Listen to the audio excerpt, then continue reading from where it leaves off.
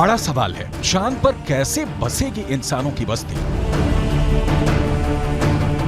चांद पर बसे शहर का नजारा कैसा दिखेगा? क्या चांद की जमीन पर भी धरती जैसी फसल लहराएगी?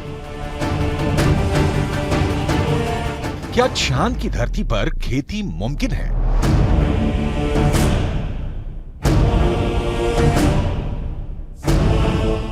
विज्ञान कहता है कि चांद पर अभी इंसानों के रहने लायक वातावरण नहीं है, लेकिन नासा का कहना है कि आने वाले वक्त में चंद्रमा की धरती को रहने लायक बनाया जा सकता है। लेकिन दावे के मुताबिक चांद पर बसने वाली बस्ती नहीं होगी सस्ती।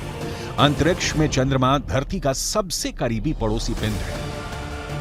पिछले 6 दशकों में इंसानों ने 100 से भी अधिक मून मिशन को अंजाम दिया है। सभी मिशन को कामयाबी नहीं मिली, लेकिन इन मिशन ने चांद को सबसे ज्यादा खोजा जाने वाला स्थान बना दिया और अब चंद्रमा पर जीवन की संभावनाओं की तलाश हो रही है।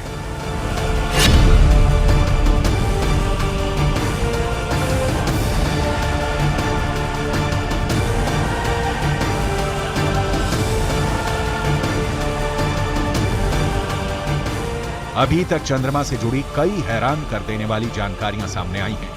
दावा किया जाता है कि चंद्रमा की मिट्टी में कई तरह के खनिज हैं। चांद की सतह पर पानी होने के भी सबूत मिल चुके हैं। वैज्ञानिकों का मानना है कि चांद पर जीवन के सबूत भी मिल सकते हैं।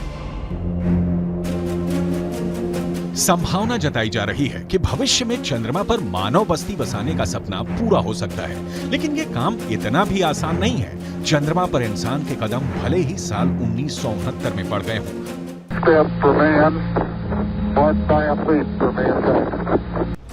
लेकिन कड़वी सच्चाई ये भी है कि 1972 के बाद से किसी भी अंतरिक्ष यात्री ने चांद पर कदम नहीं रखा। जब से इंसान ने चांद पर कदम रखा है, तभी से वहां इंसानी बस्ती बसाने की चर्चा चल रही है। 1972 से अभी तक 51 सालों में कई मून मिशन भेजे गए और उससे जो जानकारी हासिल हुई, उसके बाद से अब चांद पर मानव बस्ती का सपना जल्द आसान हो सकता है, लेकिन ये बहुत अधिक खर्चीला भी हो सकता है। क्योंकि अगर चंद्रमा पर कॉलोनी शुरू करने के लिए धरती से सामान भेजने होंगे तो ये काफी महंगा साबित होगा। एक अनुमान के मुताबिक सिर्फ 100 लोगों के लिए चांद पर जरूरी सामान भेजने के लिए करीब 1.25 लाख करोड़ रुपए का खर्च आएगा। ऐसे में अगर चांद पर इंसान को रहने लायक बस्ती बसानी है तो सबसे पहले रोटी, कपड़ा और मकान जैसी बुनियादी जरूरतों को पूरा करना होगा, जिसमें सांस लेने के लिए हवा, पीने के लिए पानी, पेट भरने के लिए खाना, हवा के दबाव से लैस रहने लायक जगह और रोशनी के लिए बिजली जरूरी होगी। दावा है कि इनमें से ज्यादातर जरूरतों को चांद से ही पूरा किया जा सकता है। चंद्रयान 1 की मदद से चांद पर पानी होने की पुष्टि हो चुकी है। पानी की खोज के बाद इसरो अब चांद पर जमी बर्फ का विश्लेषण करने में जुटा है। चांद की सतह की बनावट को समझने में लगा है। नासा के मुताबिक चांद के दक्षिणी ध्रुव पर बर्फ है। बर्फ के साथ साथ वहां दूसरे प्राकृतिक संसाधन भी हो सकते हैं। साल 1998 में नासा ने मून मिशन के तहत ये बताया था कि दक्षिणी ध्रुव पर हाइड्रोजन है। नासा का दावा है कि अधिक मात्रा में हाइड्रोजन होने की वजह से वहां बर्फ होने की संभावना है। इसके अलावा चांद के दक्षिणी ध्रुव पर बड़े बड़े पहाड़ और कई गड्ढे हैं। ज्यादातर गड्ढे ऐसे हैं जहां अरबों साल से अंधेरा है। अमेरिका के नासा के मुताबिक घुप अंधेरे के बीच यहां बर्फ का जमाव हो सकता है। अंदाजा यह भी है कि चांद के दक्षिणी ध्रुव पर अरबों सालों से पानी बर्फ के रूप में जमा हो सकता है। अगर चंद्रयान 3 का लैंडर और रोअर चांद पर बर्फ की मौजूदगी की पुष्टि कर देते हैं तो वहां मानव बस्ती बसाने की संभावना और बढ़ जाएगी। हालांकि इससे पहले भी चंद्रमा की सतह पर पानी होने के संकेत मिले थे। चांद के छाया में रहने वाले हिस्से में पानी के होने के संकेत मिल चुके हैं। वैज्ञानिकों को चांद के उस हिस्से में पानी होने के साक्ष्य भी मिले हैं जहां सूर्य का सीधा प्रकाश पड़ता है। ऐसे में अगर चंद्रयान 3 चांद के दक्षिणी ध्रुव पर पर्याप्त बर्फ होने की पुष्टि कर देता है तो चांद की सतह पर मौजूद बर्फीले पानी से इंसानों की बस्ती और चंद्रमा पर अर्थव्यवस्था के लिए आधार को तैयार करने में मददगार साबित हो सकती है। आइए रसायन विज्ञान की भाषा में समझ लेते हैं कि ये कैसे मुमकिन हो सकता है।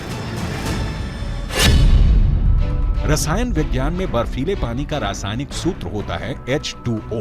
पानी एक एक अणु में हाइड्रोजन और ऑक्सीजन 2:1 के अनुपात में मौजूद होता है, यानी पानी के एक अणु को हाइड्रोजन और ऑक्सीजन में तोड़ा जा सकता है। H2O equals H2 plus O2, यानी पानी की मौजूदगी में चांद पर सांस लेने के लिए ऑक्सीजन बनाना आसान है। वहीं पानी से हाइड्रोजन और ऑक्सीजन को अलग करके ईंधन के तौर पर इस्तेमाल कर सकेंगे। साथ ही साथ पानी से चांद पर बिजली भी तैयार की जा सकती है। साफ है, चांद पर मौजूद पानी कई समस्याओं का समाधान हो सकता है। पानी के इस्तेमाल से सिंचाई के लिए खेती का काम भी आसान किया जा सकता है, क्योंकि चांद पर इंसानों की बस्ती को लेकर रिसर्च कर रहे वैज्ञानिकों को तब बड़ी कामयाबी मिली थी जब चांद की मिट्टी में पौधे उगाए गए। अपोलो 11 मिशन के दौरान करीब 22 किलो सामान चंद्रमा से लाया गया था। इसमें तकरीबन 50 चांद के चट्टानों के टुकड़े और चांद की मिट्टी शामिल थी। शोधकर्ताओं को इस बात का बिल्कुल भी अंदाजा नहीं था कि चांद की धूल भरी मिट्टी में कुछ उग भी सकता है या नहीं। उन्होंने इसे एक प्रयोग के तौर पर लिया कि अगर अगली पीढ़ी में कोई चांद पर जाता है तो वहां पर कुछ उगा सकता है। जो नतीजे सामने आए उसने वैज्ञानिकों को चौंका दिया। ऐसे में अगर चांद के दक्षिणी ध्रुव पर पर्याप्त मात्रा में पानी नहीं मिलता तो चांद पर बस्ती बसाने का सपना अधर में लटक सकता है। यानी चांद पर सस्ती बस्ती बसाने में चंद्रयान 3 बहुत बड़ा रोल निभाने वाला है, जिसकी शुरुआत चंद्रमा के दक्षिणी ध्रुव पर भारत के धमाकेदार दस्तक के साथ हो चुकी है।